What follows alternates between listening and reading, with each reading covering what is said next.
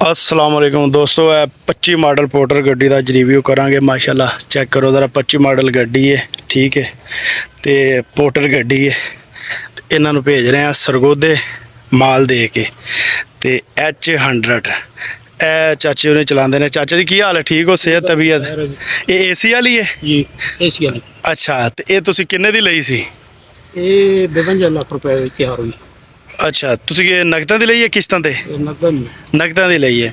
ਵੈਸੇ ਇਹਦੀ ਅਸਲ ਕੀਮਤ ਕੀ ਹੈ ਤੇ ਤੁਸੀਂ ਉੱਤੇ ਕਿੰਨੇ ਲਾਏ 18,000 ਹੈ? 43 ਲੱਖ 18,000। ਬਕਾਇਆ ਤੁਸੀਂ 6-7 ਲੱਖ ਰੁਪਏ ਉੱਤੇ ਲਾਇਆ। ਕੀ ਬਣਾਇਆ ਤੁਸੀਂ ਇਹਦਾ? ਇਹਦੇ ਜੰਗਲਾ ਸੇਫਟੀ ਗਾਰਡ ਪਿੱਛੇ ਪੌੜੀ ਅੱਛਾ, ਟਾਇਰ ਉਹੀ ਚੱਲ ਰਿਹਾ ਕਿ ਟਾਇਰ ਚੇਂਜ ਕਰਵਾਏ? ਚੇਂਜ ਕੀਤੇ। ਅੱਛਾ, ਟਾਇਰ ਇਹਨੂੰ ਕਿਹੜੇ ਆਏ ਸੀ? ਟਾਇਰ ਇਸ ਨਾਲ ਇਹ ਗਾਲੀ ਜਿਹੜੇ ਲੱਗੇ ਪਏ ਨੇ ਆਏ ਸਨ, ਅਸਾਂ ਫਿਰ ਮਿਚਲਨ ਵਾਲੇ ਲਾਏ।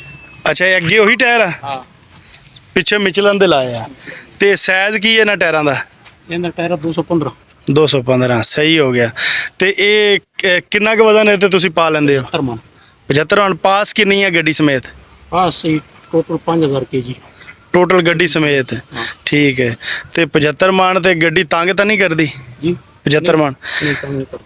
ਤੇ ਵੈਸੇ ਚਲਾਨ ਵੀ ਹੁੰਦੇ? ਵੈਸੇ 75 ਮਣ ਤੇ ਪਾ ਲੈਣਾ ਚਾਹੀਦਾ, ਮਸਲਾ ਤਾਂ ਕੋਈ ਨਹੀਂ। ਨਹੀਂ ਕੋਈ ਮਸਲਾ ਨਹੀਂ। ਸਹੀ ਹੈ। ਡਬਲ ਬੈਰਿੰਗ ਆ ਇਹਦਾ ਜਾਂ ਸਿੰਗਲ ਬੈਰਿੰਗ ਦੇ ਵਿੱਚ ਆ?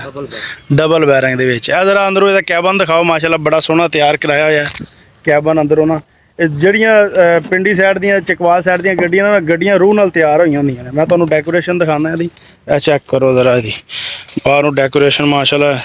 ਅੱਛਾ, ਤੇ ਇਹਦੀ ਤੇਲ ਵਾਲੀ ਟੈਂਕੀ ਕਿੰਨੇ ਲੀਟਰ ਦੀ ਆਈ ਹੈ? ਇਹ ਤਕਰੀਬਨ 65 ਲੀਟਰ।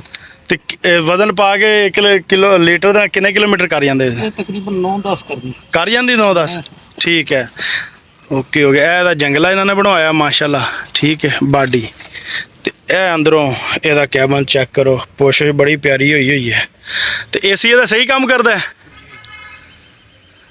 ਲੋ ਜਨਾਬ, ਇਹ ਗੱਡੀ ਦੇ ਅੰਦਰੋਂ ਚੈੱਕ ਕਰੋ ਤੁਸੀਂ, ਬੜੀ ਪਿਆਰੀ ਹੈ ਇਹ ਜਿਹੜੀ ਹੈ ਨਾ, ਯਾਨੀ ਕਿ ਅੰਦਰੋਂ ਵੀ ਇਹਦਾ ਕੈਬਨ। ਔਰ ਉਸ ਤੋਂ ਬਾਅਦ ਇਹਨਾਂ ਨੇ ਡੈਕੋਰੇਸ਼ਨ ਵੀ ਅੰਦਰੋਂ ਅੱਛੀ ਕਰਾਈ ਹੈ। ਅੱਛਾ ਜੀ, ਇਹਦਾ ਮੀਟਰ ਦੇਖਦੇ ਹਾਂ ਜੀ। 180 ਦਾ ਲਾਸਟ ਮੀਟਰ ਹੈਗਾ ਇਹਦਾ।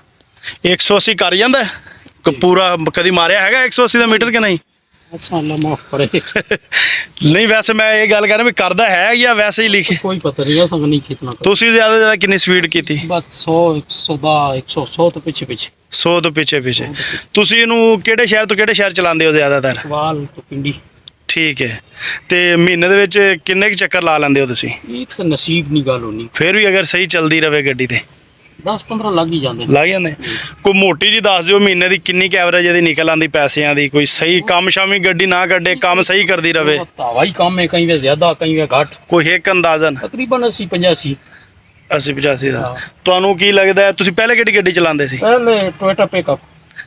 ਟੋਇਟਾ ਪਿਕਅਪ ਉਹਦੇ ਨਾਲੋਂ ਠੀਕ ਹੈ ਜੀ? ਠੀਕ, ਬਹੁਤ ਬਿਹਤਰ। ਤੇ ਇਹ ਕਿਸ਼ਤਾਂ ਤੇ ਵੀ ਮਿਲ ਜਾਂਦੀ ਹੈ ਗੱਡੀ? ਮਿਲ ਜਾਂਦੀ ਹੈ। ਤੁਸੀਂ ਚਲੋ ਅੱਲਾਹ ਪਾਕ ਤੁਹਾਨੂੰ ਖੈਰ ਖਰੀਆ ਨਾ ਪਹੁੰਚਾਵੇ ਉਸਤਾਦ। ਲੋ ਦੋਸਤੋ, ਇਹ ਸੀ ਸਾਡਾ ਅੱਜ ਦਾ ਆਪਣਾ ਪੋਰਟਰ ਗੱਡੀ 25 ਮਾਡਲ ਦਾ ਰਿਵਿਊ। ਕਿਹਦਾ ਲੱਗਾ ਤੁਹਾਨੂੰ ਕਮੈਂਟ ਸੈਕਸ਼ਨ ਦੇ ਵਿੱਚ ਜ਼ਰੂਰ ਦੱਸਣਾ। ਤੇ ਚਾਚੇ ਹੁਣ ਚੱਲੇ ਨੇ ਸਰਗੋਦੇ।